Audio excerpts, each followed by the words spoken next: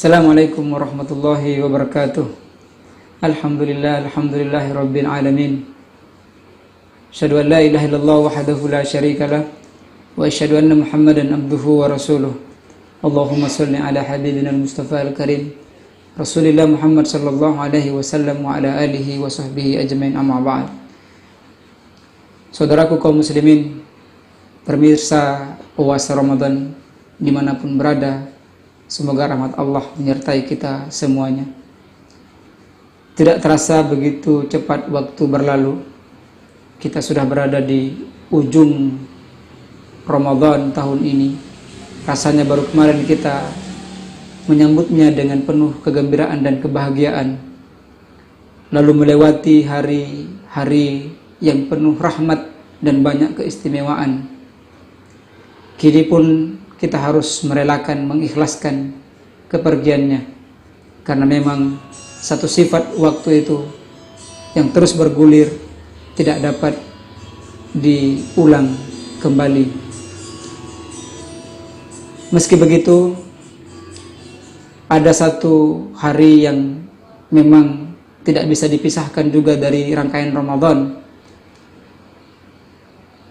yang juga tidak kalah harus berbahagianya kita ketika kita menjumpai hari itu, yaitu Idul Fitri. Kalau kita membaca Al-Baqarah tentang ayat puasa, maka kita akan temukan satu ayat yang berbunyi walitukmilul iddata walitukabbirullaha ala ma hadakum wa la'allakum tashkurun. Dan juga dalam sabda Nabi diriwayatkan oleh Imam Abu Daud bahwa dulu kalian memiliki 2 hari raya dan kini Allah mengganti dengan yang lebih baik, yaitu Yaumul Fitri wa Yaumul Adha.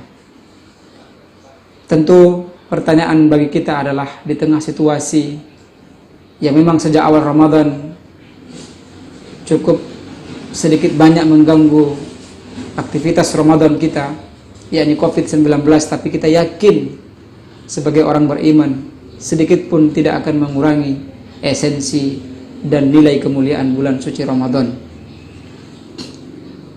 Idul Fitri merupakan satu hari yang sangat diidam-idamkan oleh setiap umat Islam, di mana kita harus bergembira di dalamnya, kita harus merayakannya.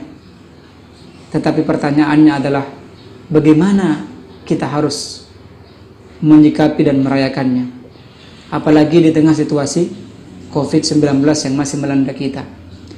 Disinilah pentingnya kita memahami ajaran Islam, memahami tuntunan Nabi, bagaimana kita harusnya beridul fitri. Yang pertama tentu banyak sunnah. Yang paling utama adalah sholat Idul Fitri. Hari ini atau nanti mungkin kita tidak bisa melaksanakannya di masjid atau di tanah lapang kecuali yang direkomendasikan, tetapi mari kita laksanakan sholat Idul Fitri di rumah kita masing-masing. Yang kedua adalah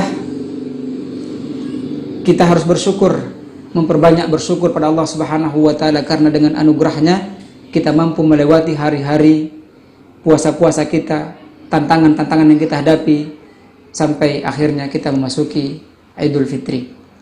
Kalau bukan karena anugerah dan petunjuk Allah, tentu kita akan mengalami banyak kesulitan. Karena itu, yang kedua ini kita patut bersyukur pada Allah Subhanahu wa taala, mengucapkan alhamdulillah atas karunia-karunia Allah Subhanahu wa taala sampai kita di hari raya Idul Fitri. Dan yang ketiga adalah memperbanyak takbir, menggaungkan takbir, sebagaimana dalam surat Al-Baqarah yang satu irisan dengan ayat puasa, walitukmilul iddata walitukabbirullah. Ya, ketika kalian sudah menyempurnakan puasa kalian, maka tidak ada jeda waktu, tidak ada jeda hari, kita harus langsung menggaungkan takbir. Ketika sudah selesai hari ini kita berpuasa, setelah maghribnya kita sudah mulai menggaungkan takbir, membesarkan Allah Subhanahu wa ta'ala di masjid, di rumah-rumah kita, dimanapun kita, kita gaungkan asma Allah, yaitu Allahu Akbar, Allah yang maha besar, disertai dengan rasa takut kepada Allah Subhanahu wa ta'ala.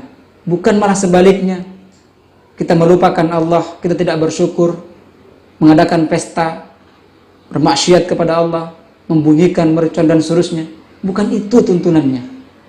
Tuntunannya sudah jelas dalam Islam, yaitu memperbanyak takbir kepada Allah Subhanahu wa ta'ala dan takut kepadanya. Dan yang ketiga adalah, yang berikutnya adalah, mari saling mendoakan. Di hari yang fitri, kita menjalin silaturahim terhadap sesama kita.